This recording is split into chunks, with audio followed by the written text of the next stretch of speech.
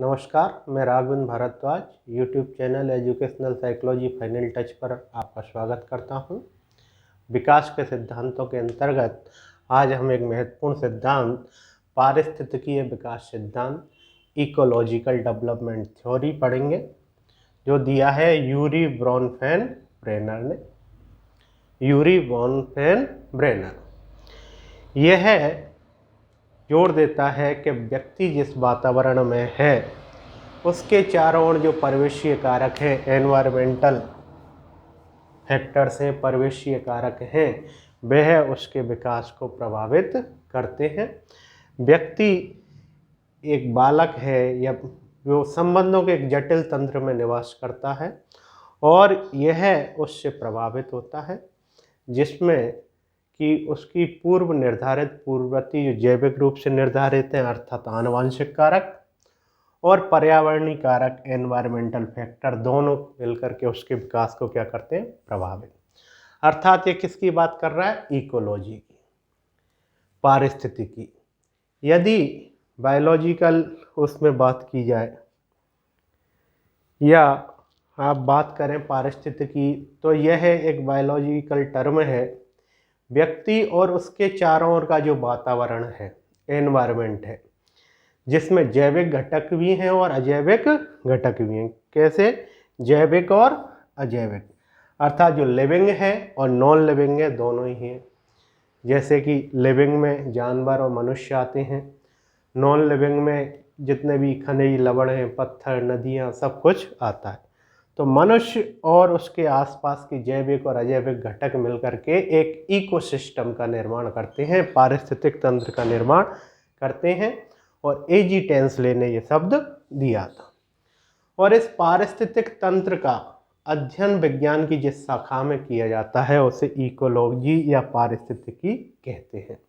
Ernest Hückel ने ये शब्द दिया था। तो व्यक्ति है, उसके चारों ओर क्या है, एक वातावरण है, परिवेश है, तो क्या बना, इकोसिस्टम। इसी को लेकर के यूरी ब्रॉनफेनर ने अपने विकास सिद्धांत का आधार बनाया था। उसने कहा कि बालक है, बालक के चारों ओर परिवेशीय कारक हैं, ये उसको प्रभावित करते हैं। तो उसने अपने जो पारिस्थितिकीय तंत्र सिद्धांत है, जिसे बाद में ब्रॉनफेनर और इवांस ने पहले कहा था इसे इकोलॉजिकल मॉडल और बाद में कह दिया बायो इकोलॉजिकल मॉडल, जैव पारिस्थितिकीय सिद्धांत, क्योंकि इसमें आनुवंशिक कारक और पर्यावरणीय कारक दोनों सम्मिलित होते हैं। तो 2000 में ब्रॉनफेनर और इवांस, दूसरे सहयोगी कौन थे, इवांस, इन्होंने मिलकर इसको क्या कह दिया, जैव पारिस्थितिकीय सिद्धांत। इसमें इन्होंने कहा था व्यक्ति संबंधों के एक जटिल तंत्र में निवास करता है जो आपस में अंतर संबंधित होते हैं।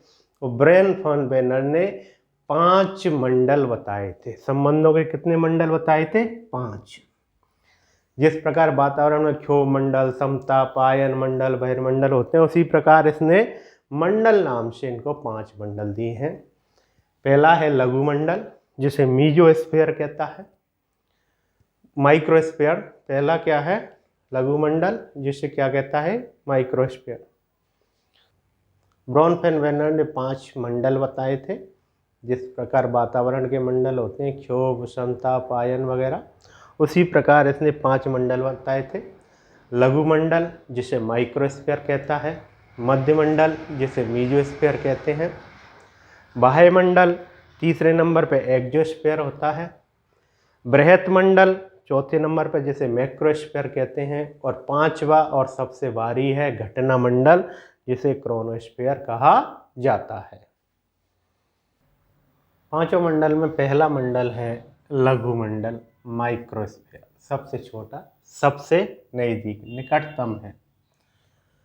सबसे निकटतम रूप से जो प्रभावित करने वाले कारक हैं वो इसके अंतर्गत आते हैं।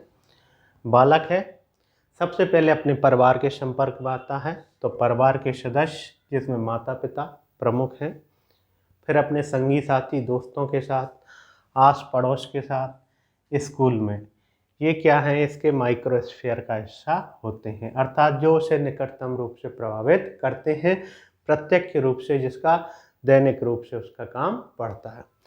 इनका प्रभाव बाई डायरेक्शनल होता है, अर्थात ये घटक बालक को प्रभावित करते हैं और बालक इन घटकों को प्रभावित करता है। तो इनका प्रभाव कैसा होता है? By directional.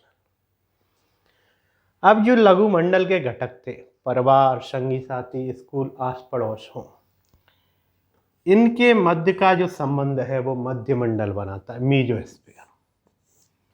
वहाँ इंटरेक्शन या संबंध किसके बीच में था? बालक और उसके निकटतम लोगों के। यहाँ संबंध में बालक नहीं होता है, माइक्रोस्फीयर के जो घटक थे, अन्य जो घटक थे, वो आपस में अंतःक्रिया करते हैं। जैसे माइक्रोस्फीयर का एक घटक था माता पिता और एक घटक था स्कूल। तो स्कूल और माता पिता के बीच में जो अंतःक्रिया होगी, जो आजकल पेरेंट टीचर मीटिंग के रूप में होती है, वो किस में आएंगे? मीजोस्फीयर। माता पिता और बालक के दोस्तों के बीच में अंतःक्रिया होगी, वो किसके बीच में आएंगे? मध्य मंडल। अर्थात माइक्रोस्फीयर के बालक के अलावा जो अन्य घटक थे वो आपस में क्रिया करें तो क्या बना लेते हैं? मध्य मंडल या मीजोस्फीयर। तीसरे नंबर पर आता है बाह्य मंडल, एक्सोस्फीयर। इन घटकों का बालक से सीधे सीधे कोई संबंध नहीं है, डायरेक्ट कोई रिलेशन नहीं, लेकिन ये बाह्य रूप से, अप्रत्यक्ष रूप से, इनडायरेक्टली इनका प्रभाव बालक पर पड़ता है।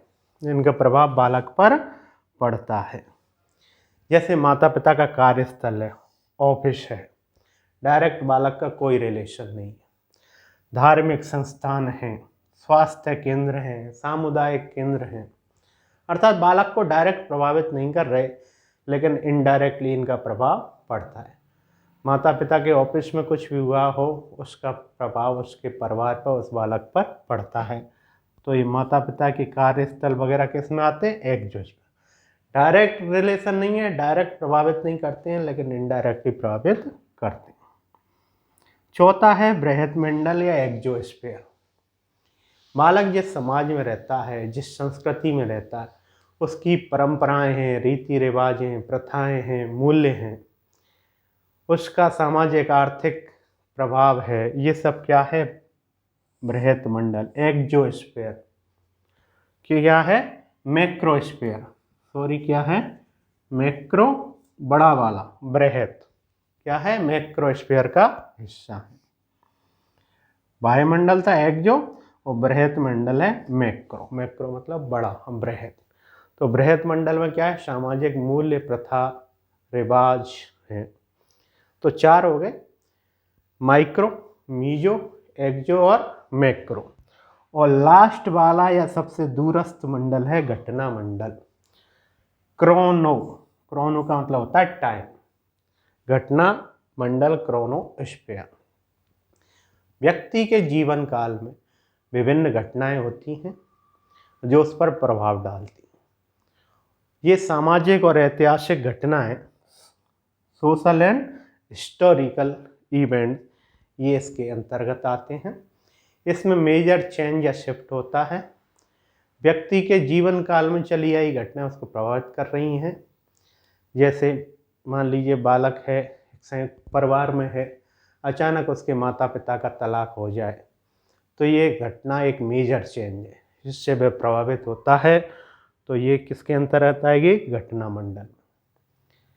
बालक है, एक बहुत सालों से एक परिवार एक मकान में रह रहा है और किसी वजह से उस मकान से उनको बेदखल कर दिया जाए, तो किस में आती है? घटना मंडल में।